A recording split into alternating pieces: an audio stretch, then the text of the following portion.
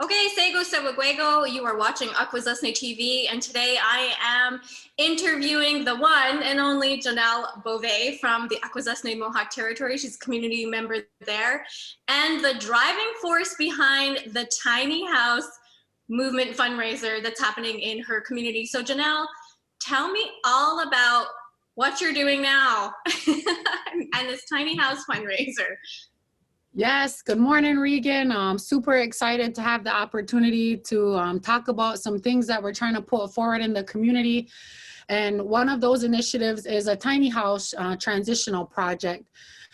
So because we're trying something out here, we want to create housing for people coming out of prisons, jails, institutions, and rehabilitation centers, because oftentimes our communities are always lacking in housing and in resource, and we always need extra help in different places. And so obviously this hits home for me, being formerly incarcerated myself. And so, me being the expert in my own experience, I just really wanted to fill in a gap that I see not only in my community, but in other communities. And so, I'm just really excited to, unload on some of the details, the vision for it, some of its inception. So yeah, where do you want to start? So tell me, what made you want to do this type of project?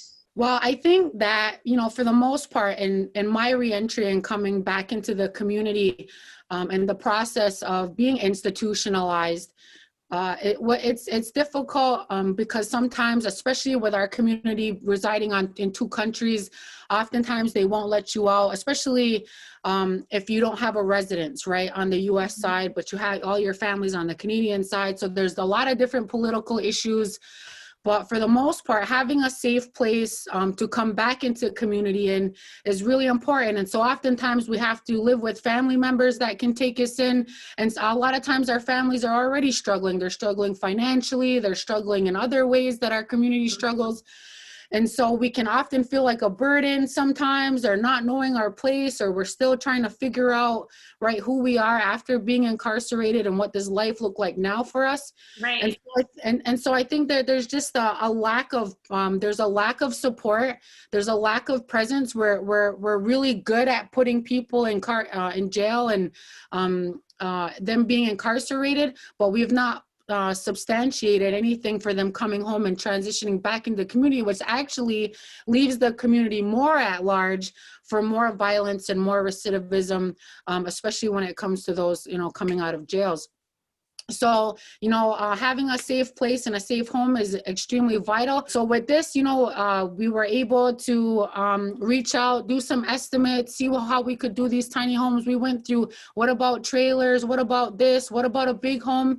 And I think that for the most part, people deserve to come back to something that's safe, to something that's culturally responsive, and also just to be treated like, community members, and for them to be able to reintegrate and make those changes within their lives so that they can be productive members of our society. So what are some of the challenges, if any, that you might face in trying to get something like this established?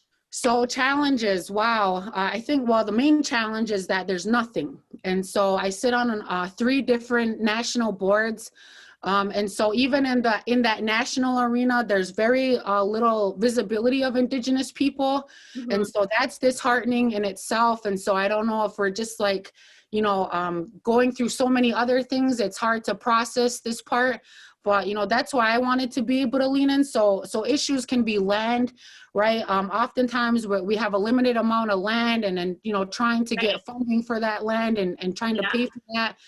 Fortunately, my brother, Prelazor Galadodo, has so generously put up his property so that we could accommodate the housing project and piece. And so he was already a couple of the community members that I work with and have a lot of respect for, were already taking in people from prison with extra homes that they had or could utilize. Okay. So we were already doing this work, but we just wanted to, make it more official and bring more structure and support around it, because it is a community issue. Lots of families suffer both privately and not privately with their family members going to prison and then, you know, trying to make sure that they're okay when they come home. Because most people were just seen as a threat. You're a threat. You're coming out of prison. You're violent. You've done something wrong. There's all this shame. But a lot of times people don't realize that people coming out of prison, you know, aren't necessarily always that. And if we continue to treat them in ways that, you know, like they're not capable or having unrealistic expectations of them at times, you know, I think that that's what can continue to set somebody up to fail more than it does to succeed. So issues like that is basically like just generating some capacity. For the most part, it was a financial call. Tiny houses, they're extremely more reasonable to heat. They're more price range wise. You know, I could purchase a handful of tiny homes more than I could if I purchased a big home. So, you know, why not give them a nice, cute, comfy space where they'll have access to culture, access to peer support, and any other service that's provided in and around the community. Right. And that was one of my thoughts too when we originally spoke about this, was land, right? And access to land, and where would you be able to put something like this? But also another thing that I was curious about was, you know, once they're released, how do you broker that type of transition back directly to Akwesasne? Do you have to work with the person coming out? Do you have to work with the institution? Like, what's that process like? Yeah, absolutely. So I think at this point, you know, it's good to generate something because there's nothing. And so right now, I think probation and supervision programs or departments would want to see more help because they have long lists of people and clients and all of that. You know, I have connections with people that are on parole and probation. You know, I know we have the support of our tribal police chief, Matt Rorick. You know, I try to communicate with him. I try to communicate with, you know, different people in the community because we want to be able to bridge that gap, right? We want to be able to say, like, we're all invested in protecting our community. We're all invested in changing those cycles and those toxic patterns of violence and harm. And so for the most part, you know, I think that we have the doors are wide open on what we can be able to do. But I think what's really necessary is that part of this traumatic experience about being incarcerated is identical to residential schools.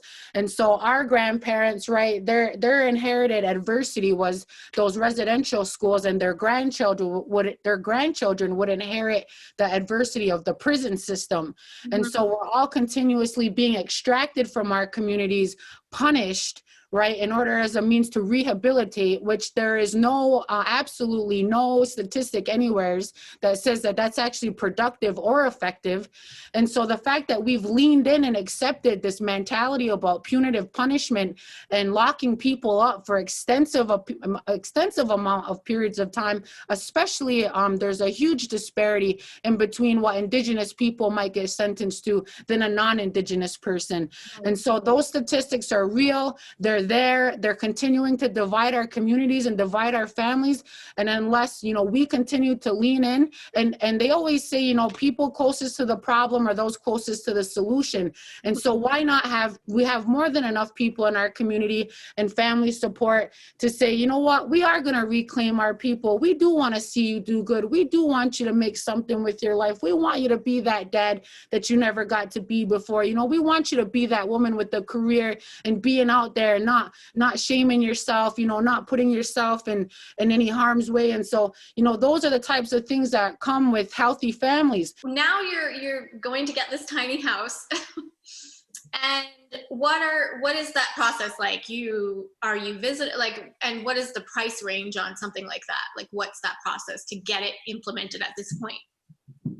Well, right now we know that there's a lumber shortage, right? So we're also trying to develop in the midst of a real pandemic. And so the most feasible thing was, you know, fortunate enough, we have Amish that live around, we have Amish communities. And so we stopped in and was like, you know, what would you charge us for something like this? So we got our first tiny home. It's a 20 by 26 small shell, you know, they're going to put the windows and all that in there for us.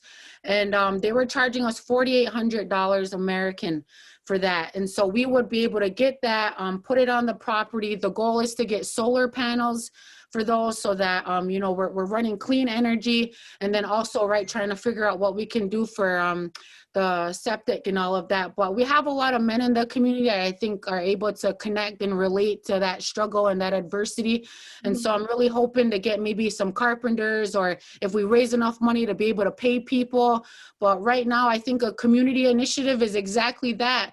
I'm not just trying to, you know, ask somebody for a whole bunch of money and then, you know, have all these restrictions and underlying hesitations to be able to move forward. So the goal was to really try to organically raise this money as much as possible, so that we would be able to continue to make purchases without doing a lot of, right, the extra work of and so nobody's getting paid in this process to move forward in this. But, you know, I really wanted to let people know that there's some real heart into this. I know it affects a lot of people. I know it's not easy a lot of times for, you know, people to put themselves out there, but, you know, that's where I kind of take leadership in that. I really want families to know that there's somebody out there that cares about what they're going through, that wants their kids not to feel alone and missing a loved one, or not knowing how to build a relationship once they come back out, because ideally the prison system is meant to diminish identity. And so we have people coming out being treated some kind of way over a period of time, and then we have all these expectations of them. And I don't think that's right, nor is it fair, or does it have anything to do with justice, you know? So I think that for the most part, this has to do with family. And so you're absolutely right, Regan. When someone is extracted from your family, that's a loss. We grieve that. We grieve their presence. We grieve everything. And so it's always nice when someone can lean in and care just as much about your family member, you know, as you would as your own. Yeah. I know that you started a GoFundMe page. You want to give us a little bit of details about that, and how is that working out? Yeah, absolutely. So what's really cool is I just, you know, had to start somewhere. I'm doing a bunch of other things. So the GoFundMe page is on my Facebook.